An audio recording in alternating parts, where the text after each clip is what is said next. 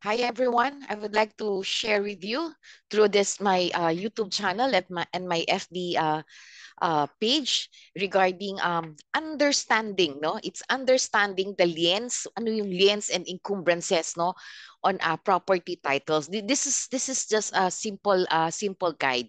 Now, okay, for us to start, welcome everyone to my YouTube channel, Gold Yong Kura, and my FB page channel, Prof Gold Yong Kura. Okay, so I would like just to share with you, these two important concept in real estate, which is the liens, no, liens and encumbrances, no. Whether we are a student or a future homeowner or just curious about property management, understanding these terms is very crucial, no? Let's break it into a more simple term, 'di ba? Ano ba yung property title, 'di ba? Saan ba nakikita si encumbrance and liens? Nakikita po natin si encumbrance and lien is through property title. Okay? Ito po yung property title, ito po yung legal ownership natin over a property. No, parang kumbaga ito yung ID natin na tayo yung nagmamay-ari, no? Tayo yung nagmamay-ari nung isang property at kahit anong legal claims against that particular property. So once you have that title, it's the ownership, no? It's a ownership that is indivisible. Siguro we will just be tackling some other time the mismo what is a title. Okay, let's go to liens and encumbrance, no? So sa title kasi doon natin nakikita at the back of it, we usually see if there is an encumbrance or liens, no? So this is very important to us, especially we who are in practice, no, or the students in real estate, and also those are property owners, so that we have to understand ano ba to, or bibili ka ba, no, bibili ka ba, ano ba yung liens na nasa likod or encumbrance, no. In real estate, understanding ng concept of liens and encumbrances, this is very crucial, no. It's for everyone. So let me share with you the difference between the two. Actually maliit lang man naman yung difference, pero malaking factor siya doon sa ating titulo. Pag sinabi nating lien, no, as we define lien, this is a legal claim. No, it's a legal claim or hold over the property, usually as a security for a debt or obligation. It ensures that the debtor pays the amount owed to the creditor. So ang purpose po na paglalagay ng lien is the secure payment, no? Secure payment of a debt or an obligation. Gusto niya makasigurado ng payment over that. So ibig sabihin merong pagkakautang. No, may pagkakautang na nakakabit po over the property. Ano ba yung different kind of liens, no? Kasi hindi lang naman simpleng liens lang 'yan. So may mga klase pa rin ho tayo ng liens, no? We have different types. First is we have the mortgage lien. Pag nakita po natin yung mortgage lien or narinig natin ng mortgage lien, this means that alien, no? This one is alien on property to secure payment of a mortgage. An example of this would be a property which is being financed or into a mortgage, no? Para makabili siya noon iprenenda, no? If prenenda yung property niya, then nakalagay po yun at the back ng property, ng title, that there is a mortgage din. Merong pagkakautang sa bangko. So in case na hindi ma-pay off, no, ma-pay off yung pagkakautang, let's say may it be a bank or different institutions, no, meron silang right to take over the property. Pero once you have paid off, no, nalilinis na naman po 'yon. So that is the mortgage lien. Second lien natin is we have anong second lien natin is we have the tax lien. Pag sinabi nating tax lien, this is imposed by the government do sa mga unpaid taxes. If you don't pay, if you have your property and you're not paying your property taxes, the government can place a lien, no, on your property. Kasi meron kang pagkakautang na taxes. So it is very important for us that if we own a property na dapat regularly we're paying whatever taxes na naka-impute po for our property. No, especially one of this is the amilyar, no? Another thing is we have the mechanic liens. Ano po ba yung mechanic liens? This is the third, no? This is the third. Mechanic lien. Ano po ba yung mechanic lien? Pag sinabi nating mechanic lien, this one is for unpaid work. mga unpaid work naman to or supplies provided to improve the property. For example, you hire someone to do a work on your property and you don't pay them. They can put a lien on your property. So hindi ho lang pala pwede basta magpapagawa ako. 'Di ba? Magpapagawa ako tapos hindi ko mababayaran yung gumawa or magsusupply sa akin. Kasi that is another thing that they can do, no, over your property. Pwede silang maglagay ng mechanic lien na tinatawag natin over your title for them to get hold of your property until you have paid, no? Kung ano man po yung obligasyon po natin for our workers or our suppliers. Okay? Then the fourth types of lien that we have is the judgment lien. Once you say judgment lien, this one is resulting from a court judgment, no, allowing yung creditor mo to secure payment, no, for the debtor's property. Coming na po ito sa ating korte. Coming from it's a court judgment na po. So there are four types of lien. We have the mortgage, tax lien, mechanic lien, and the judgment lien. Ano ang effect ba? What is the effect of lien on property? Pag meron pong lien ang ating title, ang ating property, the property cannot be sold. No, cannot be sold or refinanced without paying first of the lien. So we have to settle first the lien.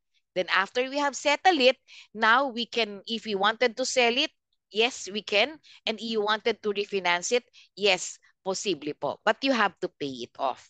Okay, so that is the effect of the lien. So pag ang epekto ng liens natin, we cannot sell it, no? We cannot sell it and we cannot refinance it. Okay? Basta meron po siyang lien at the back of our title. Okay, paano naman po natin matatanggal, no? How can we remove yung lien at the back of the title? It can be removed, no, once na we pay off the debt already. 'Di ba? Through a legal process, okay? Or by negotiating release of the lien holder. Okay, so those are the basic things, no? Basic and important things that we have to understand and know about the lien. Okay? So next is what we have, 'di ba? Para lien, there's lien and there is what? Encumbrance, no? Encumbrance or the encumbrances na tinatawag natin. Once we define the encumbrance, no, it is any claim or liability attached, no, attached or binding in real property. It affects the property's value or use, no, but does not prevent transfer title. Oh, does not prevent the transfer of title compared to liens. Si liens, maapektuhan yung ating transfer title, pero si encumbrance, hindi po. Pero, ulitin ko lang po ang definition natin for encumbrance. No? An encumbrance is any claim or charge, di ba? Liability attached to and binding in real property. Nakakabit pa rin siya. Ano po ba yung purpose ng ating encumbrance? Bakit po naglalagay ng encumbrance? Si encumbrance po, ang purpose po nito is to impose restrictions, no, or obligations on the property owner. So, encumbrance, 'di ba? Nag-i-impose siya ng restrictions. There is a restrictions and obligation on the part of the property owner. Okay? So kung yung kanina si lien, it's about monetary. This one, it's about the restrictions and obligations. That's encumbrance. Okay? Ano ba yung mga types of encumbrance natin? What we have first? First is we have the easement. Pag sinabi nating easement, no? Pag sinabing easement, naririnig po natin yan, I'm sure madalas. Easement, this is the rights, no? This is the rights granted to others to use a portion of your property for a specific purpose. For example, yung mga utility easement natin, di ba? There's a utility company. A utility company, ano ba yung mga utility company natin? We have yung water, electricity, or maybe a cable if it's an underground, no? May have an easement that easement to run yung power lines nila across your land. Dadaan po doon sa iyong property. That is we call it the easement, no, that is the easement. Let's say yung harap ng bahay mo magiging dadaanan ng mga pang water supply or electrical lines, no. Part of that is part of your property, pero merong doon naka-annotate at the back on the encumbrance na yung few meters, no, from the frontage of your property, that is an easement for a utility company. So they have the right to use for that one. Okay, that is the easement. The second type of encumbrance that we have, no, is the restrictive covenants. Pag sinabi nating restrictive covenants, this is a conditions placed on a property. Okay? Pag yung paggamit ng property, no, often found to in deeds, no, in deeds or a development agreement. For example, yung mga homeowners association. May mga instances tayo na meron tayong rules in putting up fence. So that is part of the restrictive covenants na encumbrance. So for example, bawal maglagay ng fence. Or nakalagay doon na may limit lang po yung ating fence. Or yung the house that we're going to build it has a limit also. Say for example, 9 meters height lang siya from the side street, 'di ba? So those are what we call the restrictive covenants na nakakabit over doon sa ating property. The third thing that we have, no, in encumbrance, this is the third, we have the encroachment. Pag sinabi nating encroachment, this is the physical intrusion on a property by structure from adjacent property. Ano example nito? Usually yung ang nangyayari dito, nagkakaroon ng encroachment is yung fence. For example, yung kapitbahay mo, yung fence ng kapitbahay mo, nung katabing bahay mo is nag-over.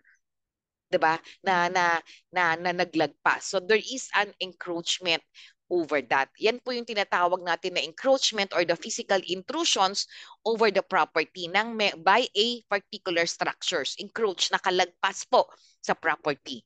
Then next that we have, no, in encumbrance is we have the leases, no. Ito yung leases naman na yung right to use, no, and occupy the property for a specified period under terms, no. Minsan linalagay po ito na let's say naka-lease para at least, no, let's say if you want to sell your property, you have to consider first finishing yung term ng lease, no. Ito po yung different encumbrances that we could usually see in case na nandun po sila at the back. So these are the different types that we have. First is we have the easement. Second is we have the restrictive covenant. Third is we have the encroachment, and we have the leases. Ano ba yung ano ba yung nagiging effect, no? Ano ba yung nagiging effect nung encumbrance over our property? Okay? Pag ganito, 'di ba sabi natin when it comes to lien kanina, hindi natin siya pwede ibenta or i-refinance. Okay? Excuse me. But with encumbrance, no, generally when we talk about this, we can sell this. We can sell this and we can refinance this one. Ang effect lang po nito, there is, no, a limit to use or reduce the value of the property, but generally does not prevent the ownership. So ibig sabihin, we can transfer it, pero it might affect the value, no, nung property kasi yung lot area mo would be affected. Let's say easement yung makatama naka-encumbrance sa'yo. So mababawasan ng yung certain square meters, no, so certain number of meters para dun sa property mo. So it will affect the value of your property. Okay? So yun po yung effect of the encumbrance over our property, over our own ownership. But remember, encumbrance, we can sell it and we can refinance it. Kung yun po yung encumbrance at the back. Alright? Okay. Ano ba ang nangyayari, no? Encumbrances generally, wala siyang priority order, kagaya ng liens na kailangan, no, must be disclosed during the property transactions. So that's part of our due diligence, so that we have to check ano ba yung nakalagay sa likod. Is it a liens or encumbrance? Si encumbrance, hindi siya ganon kabigat, no? Compare natin kay liens na obligations. Okay, na dapat ma-disclose natin siya right away during the property transactions. Now, how can we remove the encumbrance? Some encumbrances, no? Some encumbrances like the easement. Si easement, hindi siya matatanggal. It might be permanent, no? It might be permanent na nakasaad doon sa title para whoever bought it or whoever owns it later on, kung maibebenta mo man siya, they are aware, no, that that particular easement is not part of the property. pero nakalagay po siya ron. Pero yung like the leases, yung covenant, no, it can be terminated depende on the terms, no, depende kung ano yung magiging kaduluhan niya. Okay? So, now, what's the key differences, no? What's the key differences or say between liens and encumbrance when it comes to nature and purpose? Si liens, no? Liens, ulit ko guys, this is just parang uh, uh, uh, summary already, no? Pag sinabi nating liens, these are a primary financial claim used to secure debt. At pag sinabi naman nating encumbrance, no, encompasses broader range on financial claims that affect property use and rights. Okay? So yun yung main difference niya na si liens, financial claims. It's a financial claims. Si encumbrance, no, non-financial claims pero it has the effect of the use and rights over the property. Okay, ano naman yung effect again on the property? Si lien must be settled before the property can be sold. So you can sell it but you have to settle it first. Si encumbrance may affect the property's value or usage but generally, okay, do not prevent sa pagbebenta. So which means we can sell it pero we have to inform. Merong affect kasi yan, may tama over the property na ating ibebenta. Paano natin matatanggal ulit? Paano yung removal natin? Si liens, matatanggal siya based on legal actions or once we have paid for it. Si encumbrance, no, medyo complex siya ng konti bago siya matanggal. Depende kung anong nature ng encumbrance siya.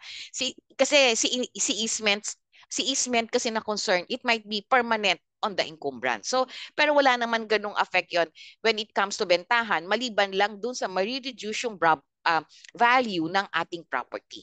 Okay, ano yung practical considerations when it comes to us, no, the real estate practitioners, those who are practicing, no, ano ba yung consideration? We should always conduct a thorough title search, no, to identify any liens or encumbrances on the property. Okay? Why do we have to know that? Why do we have to know that? Diba sa client natin, we have to give this disclosure. We have to give a full disclosure. We have to ensure a full disclosure over any encumbrances or potential buyers to avoid legal issues, no? Kasi once we know these things, the liens and the encumbrances, we could negotiate and we could get a solutions, no, ng mas mabilis. We could resolve that one, we could negotiate that one if we are open and we are aware about it. We could manage those things, no? That's why we have to understand yung distinctions between the two. Okay, once you have understand that one, it's gonna be a very good guide for the real estate management students or even to us practitioners or even to a property owners. Okay, so that's the basic or the main difference or understanding between the liens and the encumbrances. So if you have any questions, clarification, please drop down your questions in the comments box, no? And please do not forget to please share this one to your same students, no, your classmates and friends and property owners and those who are interested, no, in learning little bit more about properties. Okay, thank you for watching. Please watch out for my next topic to be discussed. God bless everyone. Stay beautiful.